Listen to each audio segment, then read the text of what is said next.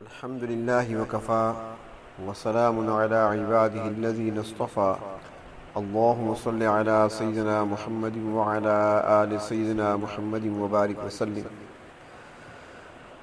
رمضان المبارک کا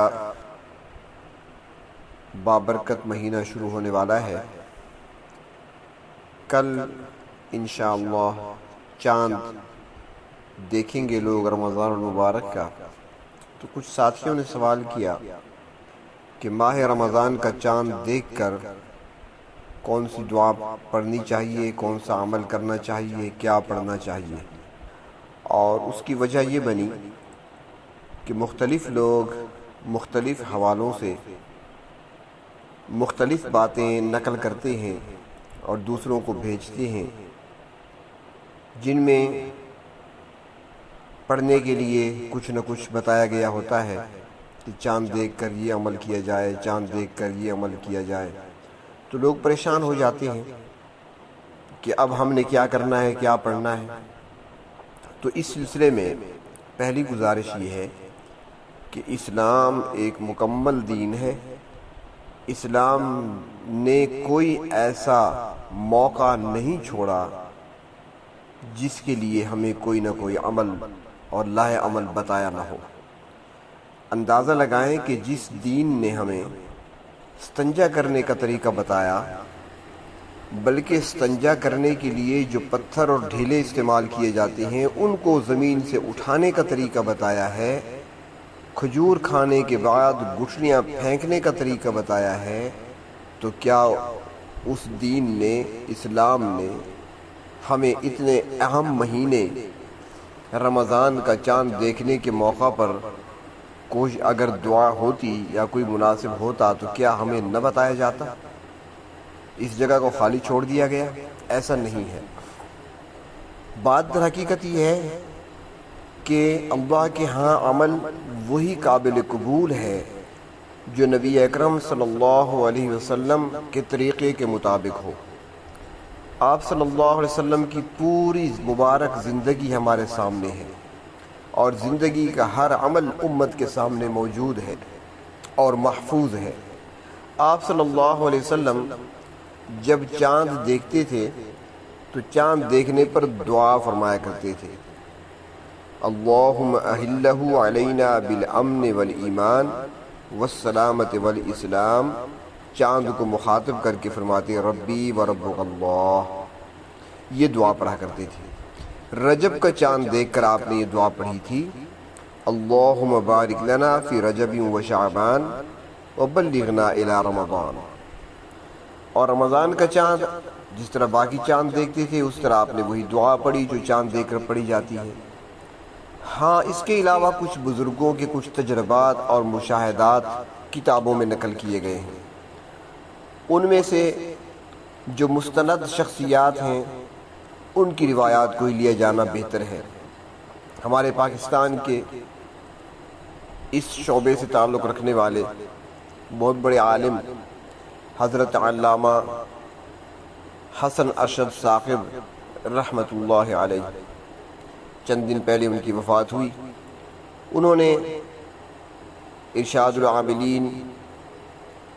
جامع الوظائف جیسی کتابیں تحریر فرمائی ہیں عوام کی اور امت کے استفادے کے لیے۔ تو جامع الوظائف میں انہوں نے مختلف صورتوں کے خواص لکھے ہیں۔ اسی کے تحت وہ لکھتے ہیں کہ اگر کوئی شخص رمضان کا چاند دیکھ کر باوضو 3 مرتبہ سورۃ فتح کی تلاوت کرے گا تو اللہ تبارک و تعالی پورا سال اس کا امن اور سلامتی سے گزاریں گے،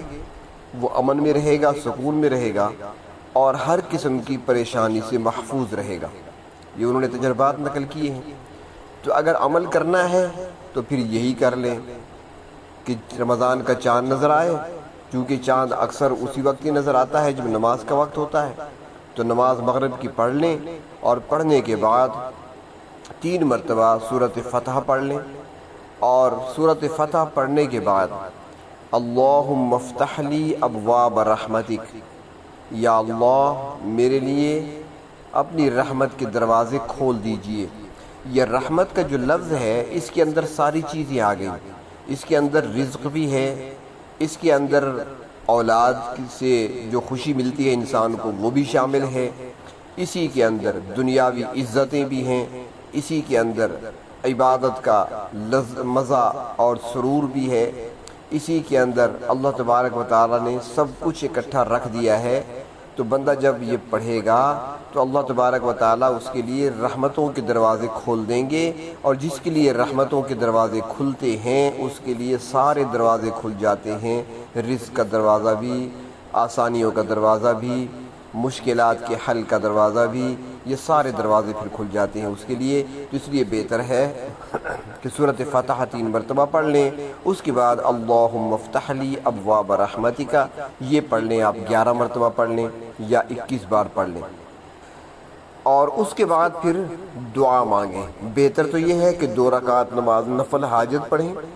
اور 2 رکعت پڑھنے کے بعد اللہ رب العزت کی بارگاہ میں ہاتھ اٹھائیں، اور دعا کے الفاظ تو آپ کے اپنے ہوں گے، اشارہ کر دیتا ہوں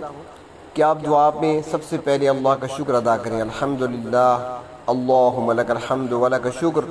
یا اللہ آپ کا لاکھ لاکھ شکر ہے، کروڑوں بار شکر ہے، وہ زبان کہاں سے لاؤں کہ آپ کا شکر ادا کروں، یا اللہ آپ نے کتنا کرم فرمایا، کتنا احسان فرمایا کہ مجھے ایک بار پھر زندگی میں رمضان کا مہینہ نصیب فرما دیا۔ سب سے پہلے تو شکر ادا کریں، اس کے بعد اللہ سے مانگیں پروردگار عالم آپ نے جب رمضان کا چاند دکھا دیا، رمضان کا مہینہ عطا فرما دیا، تو یا اللہ اب اس رمضان کی پوری برکات بھی مجھے نصیب فرما دے، اس رمضان کی پوری رحمتوں سے دامن بھرنے کی مجھے توفیق عطا فرما دے، یا اللہ میرے دل کے زنگ میل اور سیاہی کو دور فرما کر رحمتوں اور برکتوں سے میرے دل کے برتن کو بھر دیجئے، یا اللہ مجھے اس مہینے میں صحت، عافیت اور تندرستی نصیب فرما دیجئے، یا اللہ اس ماہ مقدس کے پورے روزے مجھے رکھنے کی توفیق عطا فرما دیجئے، مجھے ہمت عطا فرما دیجئے، مجھے صحت عافیت سے رکھیے تاکہ میں رمضان کے پورے روزے رکھ سکوں۔ یا اللہ بابرکت مہینہ ہے، صرف کھانے پینے سے نہیں رکنا بلکہ اللہ آپ کی نافرمانی سے بھی تو رکنا ہے، یا اللہ ہم کمزور ہیں، بچنا چاہتے ہیں نہیں بچ سکتے، یا اللہ ہمیں اپنی نافرمانی سے بچا لیجئے، یا اللہ ہمیں پیشانی کے بالوں سے پکڑ کر نیکی اور تقوی کے راستے پر چلا دیجئے، یا اللہ رمضان کی رحمتوں سے اور برکتوں سے محروم نہ فرمائیے، یا اللہ سحری کے وقت کی برکات بھی ہمیں نصیب فرما دیجئے، یا اللہ افطاری کے وقت جو ایک خوشی مومن کو حاصل ہوتی ہے، یا اللہ وہ حقیقی خوشی ہمیں بھی نصیب فرما دیجئے، یا اللہ روزے داروں سے آپ خوش ہوتے ہیں، یا اللہ ہم سے بھی خوش ہو جائیے، یا اللہ یہ ماہ مقدس ہے اور اس بابرکت مہینے میں روزانہ لاکھوں انسانوں کی مغفرت کی جائے گی، یا اللہ مجھے بھی ان بندوں میں شامل فرما دیجئے جن کی ماہ رمضان میں بخشش ہونی ہے، یا اللہ کچھ بندے وہ بھی ہیں جو لیلۃ القدر کو پائیں گے، لیلۃ القدر کی برکات حاصل کریں گے، یا اللہ مجھے بھی لیلۃ القدر کی برکات سے محروم نہ فرما، لیلۃ القدر مجھے بھی نصیب فرما، مجھے رمضان میں اور خصوصاً لیلۃ القدر میں اپنے در پر آنسو بہانے کی، اپنے در پر جھکنے کی، اپنے سے مانگنے کی، یا اللہ مجھے توفیق عطا فرما، یا اللہ مجھے پوری تراویح پڑھنے کی توفیق عطا فرما، کثرت سے تلاوت کلام پاک مجھے نصیب فرما، قرآن حکیم کی محبت نصیب فرما، اور یا اللہ یا رحمان یا رحیم اس مہینے میں جو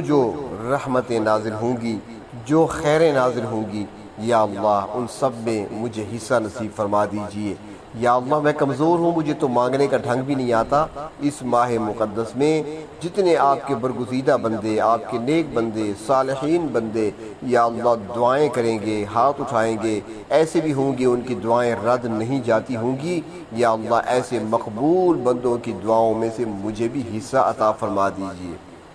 یہ دعا کر لیں آپ، اور آخر میں پھر آپ یہ جملے کہہ دیں کہ یا اللہ رمضان کا چاند دیکھ کر یا رمضان کی آمد پر جناب نبی اکرم صلی اللہ علیہ وسلم نے جو خیریں اور جو بھلائیاں طلب کی تھیں، یا اللہ ہمیں بھی وہ سب عطا فرما، یا اللہ رمضان مبارک کی آمد پر حضور اکرم صلی اللہ علیہ وسلم نے جن چیزوں سے جن شرور سے پناہ مانگی تھی یا اللہ ہمیں بھی پناہ عطا فرما۔ بس اس انداز سے آپ دعا کر لیں، یہ آپ کا رمضان کا استقبال ہو گیا۔ اس کے بعد توکل کریں اور پھر تراویح پڑھیں اور اللہ رب العزت کو خوش کرنے کی، راضی کرنے کی سعی میں اور کوشش میں لگ جائیں۔ اللہ تبارک و تعالی ہمیں رمضان کی برکات سے اور رحمتوں سے محروم نہ فرمائے۔